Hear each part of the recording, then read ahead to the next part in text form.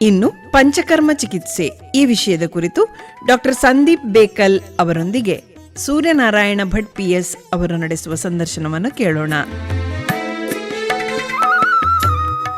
ಈಗ ನಮ್ಮ ಜೊತೆ ಇದ್ದಾರೆ ಡಾಕ್ಟರ್ ಸಂದೀಪ್ ಬೇಕಲ್ ಅವರು. ಮುಖ್ಯವಾಗಿ ಇವತ್ತಿನ ಈ ಕಾರ್ಯಕ್ರಮದಲ್ಲಿ ಪಂಚಕರ್ಮ ಚಿಕಿತ್ಸೆಯ ಬಗ್ಗೆ ಅವರು ನಮಗೆ ತಿಳಿಸಿಕೊಡ್ತಾರೆ. ನಮಸ್ಕಾರ ಡಾಕ್ಟ್ರೆ. ನಮಸ್ಕಾರ ಡಾಕ್ಟ್ರೆ, ಈಗ ಈ ಪಂಚಕರ್ಮ ಚಿಕಿತ್ಸೆ ಅಂತ ಹೇಳಿ ನಾವು ಆಯುರ್ವೇದದಲ್ಲಿ ಆಗಾಗ ಕೇಳ್ತೇವೆ. ಈ ಪಂಚಕರ್ಮ ಎನ್ನುವುದರಲ್ಲಿ 5 ಪಂಚ ಅಂದರೆ 5 ಅಂತ ಹೇಳುವಂಥದ್ದು. ಈ 5 ಕರ್ಮಗಳು ಏನು ಅನ್ನೋದ್ರ ಬಗ್ಗೆ ಸ್ವಲ್ಪ ತಿಳಿಸ್ಕೊಡ್ತೀರಾ? ಪಂಚಕರ್ಮ ಅನ್ನುವ ಪದವನ್ನು ಕೇವಲ ಒಂದು ಎಣ್ಣೆ ತಿಕ್ಕುವಂಥದ್ದು ಅಥವಾ ಮಸಾಜ್ ಅನ್ನುವಂಥದ್ದಕ್ಕೆ ಮಾತ್ರ ಸಂಬಂಧ ಕಲ್ಪಿಸಿ ಅರ್ಥ ಮಾಡ್ಕೊಂಡಿರ್ತಾರೆ. ಪಂಚಕರ್ಮ ನೀವು ಹೇಳಿದಾಗೆ 5 ಚಿಕಿತ್ಸಾ ಕ್ರಮಗಳು ಅಂತ ಅನ್ನುವಂಥದ್ದು ಅರ್ಥ. ಈ 5 ಚಿಕಿತ್ಸಾ ಕ್ರಮಗಳ ವೈಶಿಷ್ಟ್ಯ ಏನಂತ ಹೇಳಿದ್ರೆ, ಈ 5 ವಿಶಿಷ್ಟ ಕ್ರಮಗಳಲ್ಲಿಯೂ ಕೂಡ ಶರೀರವನ್ನು ಒಳಗಿಂದ ಶುದ್ಧಿ ಮಾಡುವಂಥ, ಸಾಮಾನ್ಯ ಗಾಡಿಯನ್ನು ನೀವು ಹೊರಗಿಂದ ತೊಳೆಯುವುದಿರ್ತದೆ, ಹಾಗೆ ಒಳಗಿಂದ ಸಹ ಶುದ್ಧಿ ಮಾಡುವಂಥದ್ದು ಇರ್ತದೆ. ಅದೇ ರೀತಿಯಲ್ಲಿ ಶರೀರವನ್ನು ಕೂಡ ದಿನ ನಾವು ಸ್ನಾನ ಮಾಡ್ತೇವೆ, ಸ್ವಚ್ಛ ಮಾಡ್ಕೊಳ್ತೇವೆ ಶರೀರವನ್ನು, ಆದ್ರೆ ಒಳಗಿಂದ ಶುದ್ಧಿ ಮಾಡುವ ಕ್ರಮ ಏನು? ಇವತ್ತಿನ ದಿನ ನೀವು ನೋಡಿದಾಗೆ ನಾವೆಲ್ಲರೂ ಒಪ್ಕೊಳ್ಬಹುದಾದಂಥ ಮಾತು ಅಂದರೆ, ಆಹಾರದಲ್ಲಿ ಆಗಲಿ, ನಮ್ಮ ನೀರಿನಲ್ಲಾಗಲಿ, ಗಾಳಿಯಲ್ಲಿ ಆಗಲಿ, ನಾವು ಸೇವಿಸುವಂಥ ಯಾವುದೇ ಪದಾರ್ಥದಲ್ಲಿ ಆಗಲಿ ಕಲಬೆರಕೆ ಇದೆ, ಕಶ್ಮಲಗಳಿದೆ, ವಿಷವಸ್ತುಗಳಿದೆ.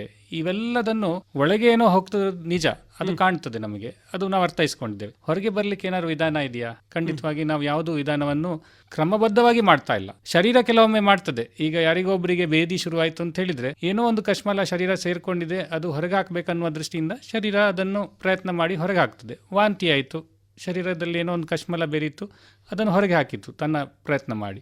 ಆದರೆ ಸಣ್ಣ ಪ್ರಮಾಣದಲ್ಲಿ ಹೋಗಿದ್ದನ್ನು ಶರೀರಕ್ಕೆ ಹಾಗೆ ಒಮ್ಮೆಗೆ ವಾಂತಿ ಭೇದಿಯಾಗಿ ತೆಗಿಲಿಕ್ಕೆ ಬರೋದಿಲ್ಲ. ಆಗ ನಾವೇನು ಮಾಡ್ತೇವೆ ಅಂತ ಹೇಳಿದರೆ, ಶಾಸ್ತ್ರೀಯವಾಗಿ ಈ ಪಂಚಕರ್ಮಗಳನ್ನು ಅಳವಡಿಸ್ತೇವೆ. ಪಂಚಕರ್ಮದಲ್ಲಿ 5 ರೀತಿಯ ಚಿಕಿತ್ಸೆಗಳು ಬರ್ತದೆ. ಒಟ್ಟು ನೀವು ತಗೊಳ್ಳೋದಾದ್ರೆ ಒಂದು 5-6 ರೀತಿಯಂಥದ್ದು ಇದೆ ಮೂಲ ಪಂಚಕರ್ಮದಲ್ಲಿ. ಅದರಲ್ಲಿ ವಮನ ಅಂದರೆ ವಾಂತಿಯ ಮೂಲಕ ಹೊರತೆಗೆಯುವಂಥದ್ದು, ವಿರೇಚನ ಅಂದರೆ ಭೇದಿಯಾಗಿ ಹೊರಗೆ ಹಾಕುವಂಥದ್ದು, ಮತ್ತೆ ಬಸ್ತಿ, ಅದರಲ್ಲಿಯೂ ನಿರ್ವ ಬಸ್ತಿ, ಅನುವಾಸ ಬಸ್ತಿ 2 ರೀತಿಯಂಥದ್ದಿದೆ.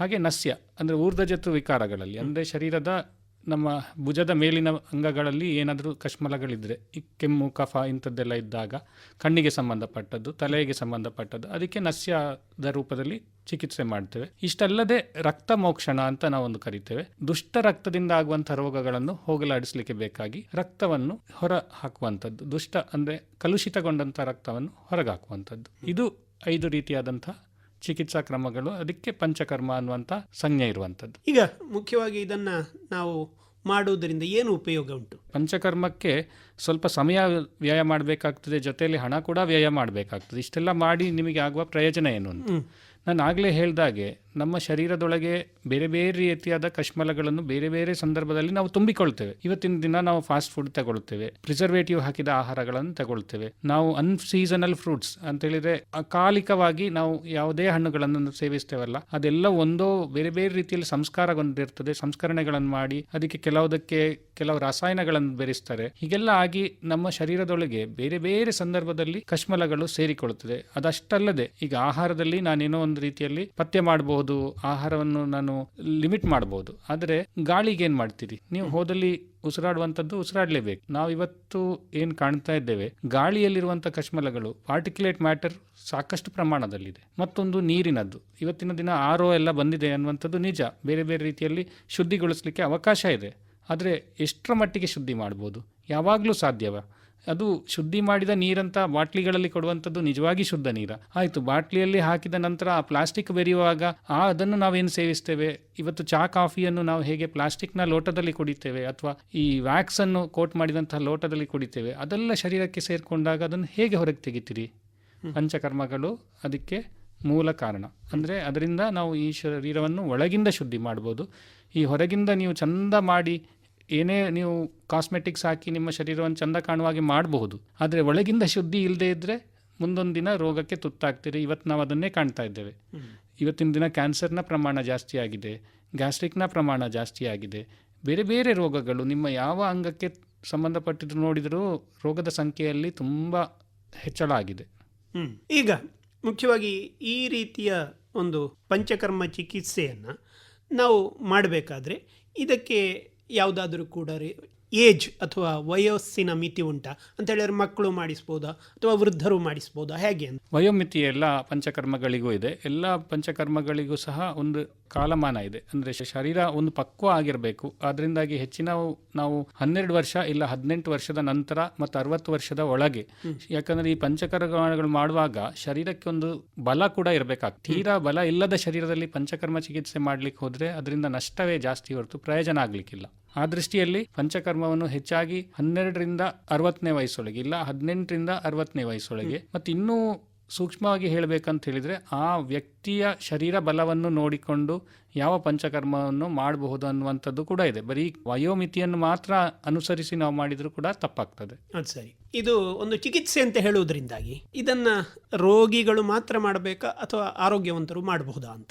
ಸಾಮಾನ್ಯ ಜನರು ಕೂಡ ಪಂಚಕರ್ಮ ಮಾಡಲಿಕ್ಕೆ ಅವಕಾಶ ಇದೆ. ಯಾಕಂದರೆ ನೋಡಿ, ಬಟ್ಟೆ ನಾವು ಹಾಕ್ಕೊಳ್ತೇವೆ, ಕೆಲವೊಮ್ಮೆ ನಾವು ಹೋಗುವ ಜಾಗಗಳು ತುಂಬ ಕೊಳಕಾಗಿರುವಂಥ ಜಾಗಗಳಿರ್ಬೋದು, ಕೆಲವೊಮ್ಮೆ ನಾವು ಹೋಗುವಾಗ ಜಾಗಗಳು AC ಇರ್ಬೋದು, ಶುದ್ಧವಾಗಿರುವಂಥ ಜಾಗಗಳಿರ್ಬೋದು, ಎಲ್ಲ ಸ್ವಚ್ಛತೆ ಇರುವಂಥ ಜಾಗ ಇರ್ಬೋದು. ಆದರೆ ಒಂದು ಸಮಯದ ನಂತರ ನಮ್ಮ ಬಟ್ಟೆಯನ್ನು ನಾವು ತೊಳಿಲೇಬೇಕಲ್ವ? ಅದೇ ರೀತಿಯಲ್ಲಿ ನಾವು ಎಷ್ಟೇ ಪಥ್ಯ ಮಾಡಲಿ, ನಾವು ಎಷ್ಟೇ ಒಳ್ಳೆ ಗಾಳಿ ಸೇವಿಸಲಿ, ನೀರು ಸೇವಿಸಲಿ, ಆದರೆ ಕಾಲದಿಂದ ಕಾಲಕ್ಕೆ ಶರೀರದಲ್ಲಿ ಮಲಗಳು ಖಂಡಿತವಾಗಿ ಉತ್ಪತ್ತಿ ಆಗ್ತದೆ, ಅದು ಶೇಖರಣೆ ಕೂಡ ಆಗ್ತದೆ. ಆ ಶೇಖರಣೆ ಆದಂಥದ್ದನ್ನು ಹೊರತೆಗಿಬೇಕಂತ ಹೇಳಿದರೆ ಪಂಚಕರ್ಮಗಳು ವಿಧಾನ. ನಮ್ಮ ಶಾಸ್ತ್ರದಲ್ಲಿ ಹೇಳುವ ಪ್ರಕಾರ ವರ್ಷದಲ್ಲಿ ಒಮ್ಮೆ ಆದರೂ ಕೂಡ ಈ ಪಂಚಕರ್ಮಗಳು ಬೇರೆ ಬೇರೆ ಕಾಲಮಾನದಲ್ಲಿ ಅಂತ ಹೇಳಿದರೆ ಬೇರೆ ಬೇರೆ ಋತುಗಳಲ್ಲಿ ನಾವು ಮಾಡಬೇಕು ಅಂತ ಹೇಳ್ತಾರೆ. ನಮ್ಮ ವಮನ ಅಂತ ನಾವೇನು ಕರಿತೇವೆ ಅದನ್ನು ವಸಂತ ಋತುವಿನಲ್ಲಿ ಹೇಳ್ತಾರೆ. ಕಫದ ಶರೀರದಲ್ಲಿ ಹೆಚ್ಚಾದಾಗ ವಮನ ಮಾಡಿಸುವಂಥದ್ದು. ಶರದ್ ಋತುವಿನಲ್ಲಿ ವಿರೇಚನ ಮಾಡಿಸುವಂಥದ್ದು, ಅಂದರೆ ಬೇದಿಯ ಮೂಲಕ ಶರೀರವನ್ನು ಶುದ್ಧಿ ಮಾಡುವಂಥದ್ದು. ಈ ರೀತಿ ಬೇರೆ ಬೇರೆ ಪಂಚಕರ್ಮಗಳಿಗೆ ಅದರದ್ದೇ ಆದ ಕಾಲಮಾನ ಇದೆ. ಇದು ಆರೋಗ್ಯವಂತರಲ್ಲಿ. ಇನ್ನು ರೋಗಿಗಳಲ್ಲಿ ತುರ್ತಾಗಿ ಬೇಕಾದಾಗ ಯಾವ ಪಂಚಕರ್ಮವನ್ನು ಎಲ್ಲಿ ಬೇಕೋ ಅಲ್ಲಿ ಮಾಡಬಹುದು. ಈಗ ನೀವು ಹೇಳಿದ್ರಿ ಪಂಚಕರ್ಮವನ್ನು ಸಾಮಾನ್ಯವಾಗಿ ಆರೋಗ್ಯವಂತರು ಕೂಡ ಮಾಡಿಸಬಹುದು ಅನ್ನುವಂಥದ್ದು. ಮತ್ತೆ ಹಾಗಿದ್ರೆ ಇದಕ್ಕೆ ಏನಾದರೂ ಕೂಡ ವಯೋಮಿತಿ ಒಂದು ನಿರ್ಬಂಧವನ್ನು ಹೇಳಿದ್ರಿ, ಬೇರೆ ಯಾರಾದರೂ ಇದನ್ನು ಮಾಡಿಸಬಾರ್ದು ಅಂತ ಉಂಟಾ? ಮಾಡಿಸಬಾರ್ದು ಅನ್ನುವಂಥದ್ದು ಕೂಡ ಇದೆ. ಯಾಕಂದರೆ ಕೆಲವರಿಗೆ ಕೆಲವು ಕಾಲಗಳಲ್ಲಿ ಕೆಲವು ಪ್ರಕೃತಿಯವರಿಗೆ ಈ ಪಂಚಕರ್ಮಗಳು ನಿಷಿದ್ಧ ಇರಬಹುದು. ಅಂತ ಹೇಳಿದರೆ ಒಂದು ಮುಖ್ಯ ಕಾರಣ ನಾವು ಮಾನದಂಡ ಇಟ್ಕೊಳ್ಳುವಂಥದ್ದು ಅಂತ ಹೇಳಿದರೆ ಬಲದ ಮಾನದಂಡ. ಯಾಕಂದರೆ ಅವರು ಶರೀರ ಆ ಪಂಚಕರ್ಮವನ್ನು ಸಹಿಸಲಿಕ್ಕೆ ಸಾಧ್ಯ ಆಗಬೇಕು. ಅಂಥದ್ರಲ್ಲಿ ಮಾತ್ರ ನಾವು ಪಂಚಕರ್ಮಗಳನ್ನು ಖಂಡಿತವಾಗಿ ಉಪಯೋಗಿಸಬಹುದು. ಬಾಕಿ ಉಳಿದವರಲ್ಲಿ ಅದನ್ನು ಉಪಯೋಗಿಸೋದು ಸರಿಯಲ್ಲ. ಅದಲ್ಲದೆ ನಾನು ಹೇಳಿದಾಗೆ ಧಾತುಗಳಲ್ಲಿ ತುಂಬ ಬಲ ಕಡಿಮೆ ಇದ್ದರೆ, ವಯೋಮಿತಿ ಹೆಚ್ಚಿದ್ರೆ ಅಥವಾ ವಯೋಮಿತಿ ಅತಿ ಕಡಿಮೆ ಇದ್ದರೆ ಇಂಥವರಲ್ಲೆಲ್ಲ ಕೂಡ ಪಂಚಕರ್ಮಗಳನ್ನು ನಾವು ನಿಷಿದ್ಧ ಅಂತ ಹೇಳ್ತೇವೆ. ಈಗ ವಯೋಮಿತಿಯ ಒಂದು ವಿಷಯವನ್ನು ಇಟ್ಟುಕೊಂಡ್ರೆ ಅವರಿಗೆ ರೋಗ ಬಂದಿದ್ದರೆ, ಈಗ ವೃದ್ಧರಿಗೆ ಅಥವಾ ಮಕ್ಕಳಿಗೆ, ಆ ಸಂದರ್ಭದಲ್ಲಿ ಪಂಚಕರ್ಮವನ್ನು ಮಾಡ್ತೀರಾ ಹೇಗೆ? ಪಂಚಕರ್ಮಗಳನ್ನು ಮಾಡಲಿಕ್ಕೆ ಅವರಲ್ಲಿ ಕೂಡ ಸಾಧ್ಯ ಇದೆ. ಆದರೆ ಒಂದೇ ವಿಷಯ ಅಂತ ಹೇಳಿದರೆ ಅವರ ಬಲವನ್ನು ನೋಡ್ಕೊಳ್ಬೇಕು. ಹಾಗೆ ನಮ್ಮ ಪಂಚಕರ್ಮದ ಏನು ತೀವ್ರತೆ ಇದೆ ಅದನ್ನು ನಾವು ಕಡಿತಗೊಳಿಸಬೇಕಾಗ್ತದೆ. ಯಾಕಂದ್ರೆ ಪಂಚಕರ್ಮಗಳು ಮಾಡುವಾಗ ಎಲ್ಲರಲ್ಲಿ ಒಂದೇ ಪ್ರಮಾಣದಲ್ಲಿ ಔಷಧಿ ಕೊಡಬೇಕಾಗಿ ಬರುವುದಿಲ್ಲ. ಹಾಗೆ ಒಂದೇ ಪ್ರಮಾಣದಲ್ಲಿ ವೇಗಗಳುಂಟು ಆಗಬೇಕು ಅಂತ ಇಲ್ಲ. ಅದರಿಂದಾಗಿ ಅದನ್ನು ಅವರ ಬಲಕ್ಕೆ ತಕ್ಕನಾಗಿ, ಅವರ ಅನಿವಾರ್ಯತೆಗೆ ತಕ್ಕನಾಗಿ ನಾವು ಮಾಡಬಹುದು. ಮತ್ತು ಇನ್ನೊಂದು ಮುಖ್ಯ ವಿಚಾರ ನಾನು ಹೇಳಬೇಕು ಅಂತ ಹೇಳಿದ್ರೆ, ಪಂಚಕರ್ಮಗಳು ಅನ್ನುವಂಥದ್ದು ಸಾಮಾನ್ಯ ಜನರಿಗೆ ಕಾಣುವಾಗೆ ನಾನು ಈಗ ಹೇಳಿದಾಗೆ ಬರೀ ಆ 5 ಚಿಕಿತ್ಸಾ ಕ್ರಮಗಳಲ್ಲ, ಅವರಿಗೆ ಕಾಣುವಂಥದ್ದು ಮಸಾಜ್ ಮಾಡುವಂಥದ್ದು, ಅಂದ್ರೆ ಅಭ್ಯಂಗ ಅಂತ ನಾವೇನು ಕರಿತೇವೆ, ಮತ್ತೆ ಶಿರೋಧಾರ ಅಂತ. ಸಾಮಾನ್ಯವಾಗಿ ನೀವು ಹೊರಗಿನ ಸೆಂಟರ್ಗಳಲ್ಲಿ ನೋಡಿದ್ರೆ ಬೋರ್ಡ್ನಲ್ಲಿ ಕಾಣೋದು ಏನಂತ ಹೇಳಿದ್ರೆ ಯಾರೊಬ್ರು ಮಲ್ಕೊಂಡಿರ್ತಾರೆ, ತಲೆ ಮೇಲೆ ಒಂದು ದಾರ ಬೀಳ್ತಾ ಇರ್ತದೆ, ಒಂದು ಪಾತ್ರೆ ಇರ್ತದೆ, ಚಂದವಾದಂಥ ಪಾತ್ರೆ ಇರ್ತದೆ. ಇದೆಲ್ಲ ಒಂದು ಅಟ್ರಾಕ್ಟಿವ್ ಆಗಿ ಕಾಣ್ತದೆ. ಅದರಿಂದ ಖಂಡಿತವಾಗಿ ಆರೋಗ್ಯಕ್ಕೆ ಪೂರಕವಾದಂತಹ ಪರಿಣಾಮಗಳಿದೆ. ಆದರೆ ಅದು ಮೂಲ ಪಂಚಕರ್ಮಗಳಲ್ಲ. ಆದರೆ ಅದೇ ರೀತಿಯಲ್ಲಿ ನಾವೀಗ ಏನು ಷಷ್ಟಿಕಶಾಲಿ ಪಿಂಡಸ್ವೇದ ಅಂತ ಒಂದು ಮಾಡ್ತೇವೆ. ಒಂದು ರೀತಿಯ ಅನ್ನವನ್ನು ತಯಾರು ಮಾಡಿ ಅದರಿಂದ ಒಂದು ಗಂಟು ಕಟ್ಟಿ ಅದರಲ್ಲಿ ಮಸಾಜ್ ಮಾಡುವಂಥದ್ದು. ಮತ್ತು ಪತ್ರಪಿಂಡ ಸ್ವೇದ ಅಂತ ಮಾಡ್ತೇವೆ. ನೋವುಗಳಿದ್ದಾಗ ಒಂದು ರೀತಿಯ ಔಷಧಿಗಳಿಂದ ಮತ್ತೆ ಸೊಪ್ಪುಗಳಿಂದ ತಯಾರು ಮಾಡಿದ ಗಂಟಿನಲ್ಲಿ ಇಡೀ ಶರೀರಕ್ಕೆ ಅಭ್ಯಂಗ ಮಾಡುವಂಥದ್ದು. ಈ ರೀತಿ ಬೇರೆ ಬೇರೆ ಪಂಚಕರ್ಮಗಳು ಇದೆ. ಯಾಕಂದರೆ ಸಾಮಾನ್ಯ ಜನರಿಗೆ ನೋಡಿದಾಗ ನಾವು ಪಂಚಕರ್ಮ ಚಿಕಿತ್ಸೆ ಮಾಡಿಸ್ತೇವೆ ಅಂತ ಹೇಳಿದರೆ ಈ 5ರಲ್ಲಿ ಯಾವ್ದಾರು ಒಂದಿರಬೇಕಂತಿಲ್ಲ, ಬೇರೆದ್ದು ಇರ್ಬೋದು. ಯಾಕಂದರೆ ಸುಲಭ ಆಗಲಿ ಅನ್ನುವ ದೃಷ್ಟಿಯಿಂದ ಮಾತ್ರ ಅದನ್ನು ಪಂಚಕರ್ಮಗಳಂತ ಕರೀತಾರೆ. ಆದರೆ ಅದು ಮೂಲವಾಗಿ ಹೇಳಬೇಕಂತ ಹೇಳಿದರೆ ಅದೊಂದು ಉಪಕರ್ಮಗಳು ಇಲ್ಲ ಪೂರ್ವಕರ್ಮಗಳು, ಅಂದರೆ ಚಿಕಿತ್ಸೆ ಮಾಡುವ ಮೊದಲು ಮಾಡುವಂಥದ್ದು. ಈಗ ಇದರ 5 ಚಿಕಿತ್ಸಾ ವಿಧಾನಗಳ ಬಗ್ಗೆ ನೀವು ಹೇಳಿದ್ರಿ. 5 ಚಿಕಿತ್ಸೆಯನ್ನು ಕೂಡ ಮಾಡಬೇಕಾಗ್ತದೆ ಅಥವಾ ಒಂದೊಂದನ್ನೇ ಮಾಡಲಿಕ್ಕೆ ಸಾಧ್ಯವ? ಪಂಚಕರ್ಮ ಅಂತ ಹೇಳಿದರೆ ನಾನು ಹೇಳಿದಾಗ ಇದನ್ನು ನಾವೇನೋ ಅವರಿಗೆ ಹೇಳ್ತೇವೆ, ಆದರೆ ಅದರಲ್ಲಿ ಯಾವಾಗ ಅವ್ರಿಗೆ ಸಂಶಯ ಹುಡ್ತದೆ, ನಾವು ಎಲ್ಲವನ್ನೂ ಮಾಡಿಸ್ಕೊಳ್ಬೇಕಾ ಅಂತ. ನಾನು ಮೊದಲೇ ಹೇಳಿದಾಗೆ ಋತುಗೆ ಅನುಗುಣವಾಗಿ, ಈಗ ಆರೋಗ್ಯವಂತರು ಅಂತ ಇದ್ದರೆ ಋತುಗೆ ಅನುಗುಣವಾಗಿ ಆ ಋತುವಿನಲ್ಲಿ ಯಾವುದು ಸೂಕ್ತ ಅದನ್ನು ಮಾಡಬಹುದು. ಇಲ್ಲ ಅಂತ ಹೇಳಿದರೆ ನಾವು ಎಲ್ಲ ಪಂಚಕರ್ಮಗಳನ್ನು ಮಾಡಲಿಕ್ಕೂ ಅವಕಾಶ ಇದೆ. ಆದರೆ ಅದಕ್ಕೆ ಒಂದು ಕಾಲದ ಮಾನ ಏನಿದೆ ಅದು ತುಂಬ ಹೆಚ್ಚಾಗಿರ್ತದೆ. ಒಂದು 120ರಿಂದ 140 ದಿನವರೆಗೆ ತಗೊಳ್ತದೆ ಎಲ್ಲ ಪಂಚಕರ್ಮಗಳನ್ನು ಸಂಪೂರ್ಣವಾಗಿ ಮಾಡಲಿಕ್ಕೆ. ಆ ಥರ ಮಾಡಿಸ್ಕೊಳ್ಳುವವರು ಇದ್ದಾರೆ. ಯಾಕಂದರೆ ವಿದೇಶದಿಂದ ಬಂದವರು ಕೆಲವರು ಈ ಥರ ಇಡೀ ಪಂಚಕರ್ಮದ ಎಲ್ಲ ಚಿಕಿತ್ಸೆಗಳನ್ನು ಸಹ ಪ್ರಯೋಜನ ಪಡ್ಕೊಳ್ಬೇಕನ್ನುವ ದೃಷ್ಟಿಯಿಂದ ಮಾಡಿಸ್ಕೊಳ್ಳುವವರು ಇದ್ದಾರೆ. ಆದರೆ ಅದೇ ನಾನು ಹೇಳಿದಾಗೆ ಕಾಲದ ಮಿತಿಯನ್ನು ನೋಡಿಕೊಂಡು ಮಾಡಬೇಕಾಗ್ತದೆ. ಈಗ ಇದಕ್ಕೆ ಆಸ್ಪತ್ರೆಯಲ್ಲಿ ಹೋಗಿ ಅಡ್ಮಿಟ್ ಆಗಿಯೇ ಮಾಡಬೇಕಾಗ್ತದೆ ಅಥವಾ ಮನೆಯಲ್ಲಿ ಅಂದರೆ ಹೋಗಿ ಬಂದು ಕೂಡ ಮಾಡ್ಬೋದಾ, ಹೇಗೆ? ಎರಡು ರೀತಿಯಲ್ಲಿ ಸಾಧ್ಯ ಇದೆ. ಆದರೆ ಈಗ ನಾನು ಮೊದಲೇ ಹೇಳಿದಾಗೆ ಈಗ ಆರೋಗ್ಯವಂತರವರು ಅವರಿಗೆ ಕೇವಲ ಅವರ ಆರೋಗ್ಯವನ್ನು ಕಾಪಾಡಿಕೊಳ್ಳಿಕ್ಕೆ ಬೇಕಾಗಿ ಪಂಚಕರ್ಮ ಮಾಡ್ತಾ ಇದ್ದಾರೆ ಅಂತಿದ್ರೆ ಆವಾಗ ನಾವು ಕೆಲವೊಮ್ಮೆ ಅಂಥ ಅವಕಾಶವನ್ನು ಮಾಡಿಕೊಡೋದಿದೆ. ಯಾಕೆ ನಾವು ಹೆಚ್ಚಾಗಿ ಆಸ್ಪತ್ರೆಯಲ್ಲಿ ಇದ್ದು ಚಿಕಿತ್ಸೆ ಮಾಡಿ ಅಂತ ನಾವು ಹೇಳ್ತೇವೆ ಅಂತ ಹೇಳಿದರೆ, ಈ ಪಂಚಕರ್ಮದಲ್ಲಿ ಪೂರ್ವಕರ್ಮ ಅಂತ ಇದೆ, ಸ್ನೇಹನ ಮತ್ತು ಸ್ವೇದನ. ಅಂದರೆ ಆ ಹೊಟ್ಟೆಗೆ ಸಹ ಔಷಧಿಗಳನ್ನು ಕೊಡ್ತೇವೆ ನಾವು, ತುಪ್ಪದ ಔಷಧಿಗಳನ್ನು ಕೊಟ್ಟು ಶರೀರದಲ್ಲಿರುವಂಥ ಎಲ್ಲ ಕಶ್ಮಲಗಳು ಒಂದೇ ಕಡೆ ಬಂದು ನಂತರ ವಾಂತಿಯ ಮೂಲಕ ಇಲ್ಲೋ ಬೇದಿ ಮೂಲಕ ಹೊರಗೆ ಹಾಕಿಸ್ತೇವೆ. ಅದರಿಂದಾಗಿ ಆ ತಗೊಳ್ಳುವ ಸಂದರ್ಭದಲ್ಲಿ ತುಂಬ ಪಥ್ಯಗಳಿರ್ತದೆ. ಈ ಪಥ್ಯವನ್ನು ಮನೆಯಲ್ಲಿದ್ದರೆ ಸ್ವಲ್ಪ ಕಷ್ಟ ಆಗ್ತದೆ. ಈ ಥರ ಒಂದು ಕಹಿ ಅನುಭವಗಳು ನಮಗಾಗಿದ್ದು ಕೂಡ ಇದೆ. ಅಂದರೆ ರೋಗಿ ಮನೆಗೆ ಹೋಗಿ ಇಷ್ಟ ಬಂದಾಗೆ ಆಹಾರಗಳನ್ನು ತಗೊಳ್ಳೋದು. ಮತ್ತೊಂದು ದಿನ ನಾವು ಯಾವತ್ತು ಪಂಚಕರ್ಮದ ಮೂಲ ಚಿಕಿತ್ಸೆ ಮಾಡಿಸ್ತೇವೆ, ಪ್ರಧಾನ ಕರ್ಮ ಅಂತ ಏನು ಹೇಳ್ತೇವೆ, ಅದು ಮಾಡಿಸೋದಿನ್ವ ಸರಿಯಾಗಿ ಪಂಚಕರ್ಮ ಚಿಕಿತ್ಸಾ ಫಲ ಅವರಿಗೆ ಸಿಕ್ಕುವುದಿಲ್ಲ. ಅದರಿಂದ ಕಾರಣ ಇಲ್ಲಿ ಮೂಲ ಇರ್ತದೆ. ಅದರಿಂದಾಗಿ ನಾವು ಆದಷ್ಟು ಮಟ್ಟಿಗೆ ಆಸ್ಪತ್ರೆಯಲ್ಲಿ ಇರಿ ಅಂತ ಹೇಳ್ತೇವೆ. ಅವರನ್ನು ನಾವೇನು ಮಾಡ್ತೇವೆ ಅಂತ ಹೇಳಿದರೆ ಕೇವಲ ಮಲಗಿಸುವುದಿಲ್ಲ. ಅವರಿಗೆ ಏನು ಬೇರೆ ಚಿಕಿತ್ಸೆಗಳು ಬೇಕು, ಅವರಿಗೆ ಕೆಲವೊಮ್ಮೆ ಧ್ಯಾನ ಆಗಲಿ ಅಥವಾ ಕೆಲವೊಮ್ಮೆ ಯೋಗ ಆಗಲಿ ಪ್ರಾಣಾಯಾಮ ಆಗಲಿ ಇಂಥದ್ದೆಲ್ಲ ಮಾಡಿಸಿ ಅವರು ಕಾಲಹರಣ ಮಾಡದೇ ಇದ್ದಾಗೆ ಅವರ ಆರೋಗ್ಯಕ್ಕೆ ಪೂರಕವಾಗುವಂಥ ಯಾವುದಾದ್ರೂ ಒಂದು ಮಾಡುವ ಹಾಗೆ ಮಾಡ್ತೇವೆ. ಹಾಗಿದ್ರೆ ಈ ಪಂಚಕರ್ಮ ಚಿಕಿತ್ಸೆ ತುಂಬ ದುಬಾರಿಯಾ? ಆಸ್ಪತ್ರೆಗೆ ಬಂದಾಗ ನಾವು ಅವರಿಗೆ ಎಲ್ಲ ಅವಕಾಶ ಕೊಡ್ತೇವೆ. ಈಗ ಜನರಲ್ ವಾರ್ಡ್ನಲ್ಲಿ ಒಂದು ರೀತಿಯಾದಂಥ ವ್ಯವಸ್ಥೆ ಇರ್ತದೆ. ಅಲ್ಲಿ ತುಂಬ ಕಡಿಮೆ ಪ್ರಮಾಣದಲ್ಲಿ ಏನು ಚಾರ್ಜ್ ವೆಚ್ಚದಲ್ಲಿ ನಾವು ಅದನ್ನು ಮಾಡಲಿಕ್ಕೆ ಸಾಧ್ಯ ಆಗ್ತದೆ. ಇನ್ನು ಅದರ ನೆಕ್ಸ್ಟ್ ಸೆಮಿ ಸ್ಪೆಷಲ್ ಇರ್ತದೆ, ಹಾಗೆ ಸ್ಪೆಷಲ್ ಇರ್ತದೆ. ಈಗ ಡಿಲಕ್ಸೇ ಬೇಕನ್ನುವವನಿಗೆ ಆಗ ಕ್ರಯ ಜಾಸ್ತಿ ಆಗ್ಬೋದು. ಆದರೆ ಪಂಚಕರ್ಮಗಳು ದುಬಾರಿ ಅಂತ ಹೇಳೋದು ತಪ್ಪು.